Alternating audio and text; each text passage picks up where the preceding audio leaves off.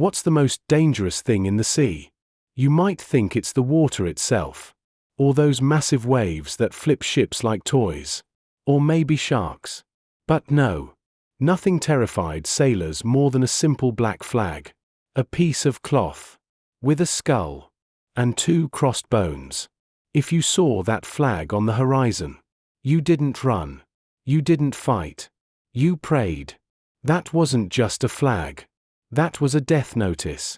And here's the creepy part. It didn't always look the same. Sometimes it showed a dagger. Sometimes a bleeding heart. Sometimes an hourglass, quietly telling you, time is running out. And sometimes, no symbol at all. Just pure black. The very first versions weren't even black. They were blood red. From that came the French phrase Jolie Rouge. The pretty red. Yeah, pretty. Over time, the name twisted, until it became Jolly Roger. Irony at its finest.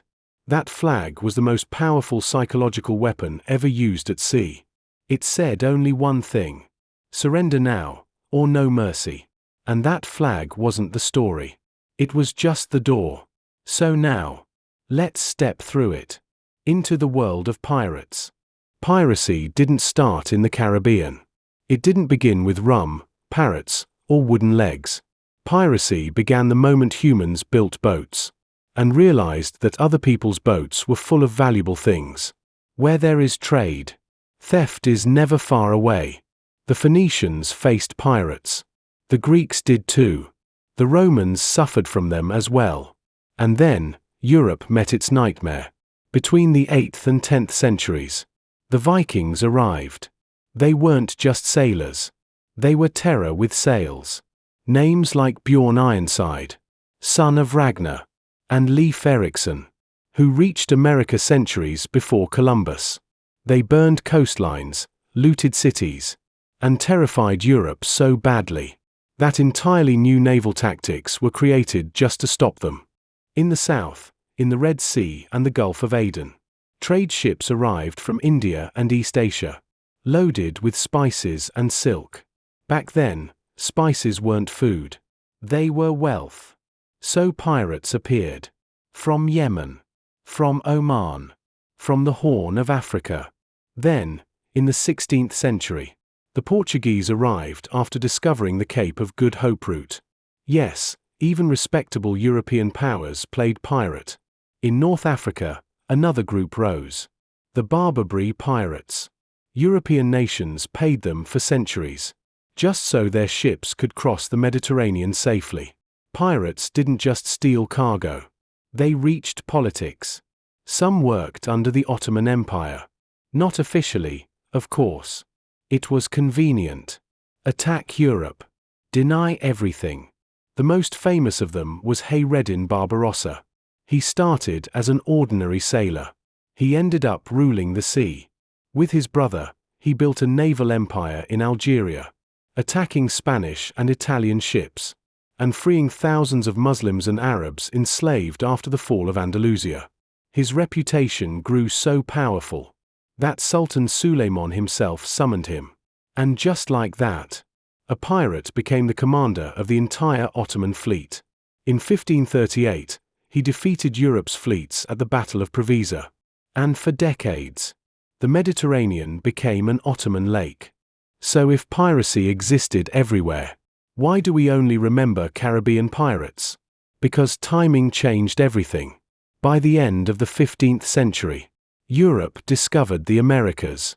Gold, silver, sugar, tobacco, slaves. It wasn't just a new continent. It was a supermarket of riches. Spain moved first, sending massive treasure fleets back home. And just like that, the Caribbean became the center of global piracy. Where there is trade, there are pirates. Spain became rich. England, France, and the Netherlands watched closely. Direct war was expensive, so they found a shortcut. Privateers. The king handed you a document called a letter of marque. It allowed you to attack enemy ships, steal their cargo, and return home as a hero. You were cheaper than an army, And faster too. The most famous was Francis Drake. Spain called him the Dragon. England called him Sir. France had Corsairs. The Dutch joined in. The Caribbean turned into chaos. Ships everywhere, each one claiming legality, until they got caught. Then, the rope decided their fate. In 1714, the War of the Spanish Succession ended. Peace treaties were signed. Privateers were suddenly unemployed. No war. No income. No home. So they chose the obvious path. They continued on their own. This marked the beginning of the Golden Age of Piracy. And legends were born. Edward Teach, better known as Blackbeard. He wasn't famous for treasure or battles. He was famous for fear.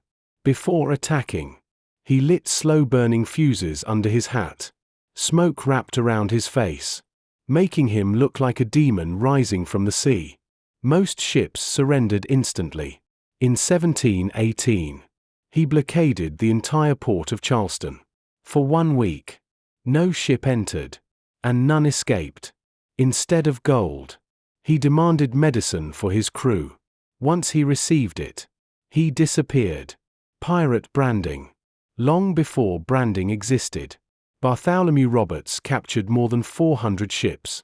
He dressed like nobility, banned gambling and drinking. A disciplined pirate. Henry Morgan raided Panama City, and later became governor of Jamaica. And piracy wasn't only men. And Bonny and Mary Read fought until the end. While the rest of the crew was drunk. Mary died in prison. And vanished from history. Her fate remains a mystery. Forget chaos. Pirate ships had rules. Written codes. Signed agreements. Equal shares. Compensation for injuries. And even democracy. Captains could be voted out.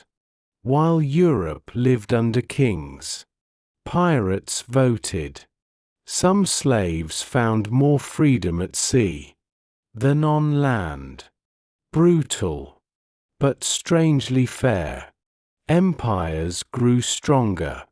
Trade became organized.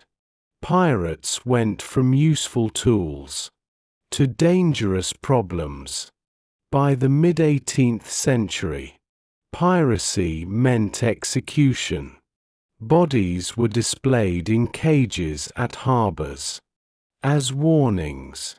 But legends don't die. They transform. Even today, from Somalia to the Malacca Strait, piracy still exists. Different weapons. Same idea. Because as long as there is trade, power, and inequality, someone will always raise a black flag.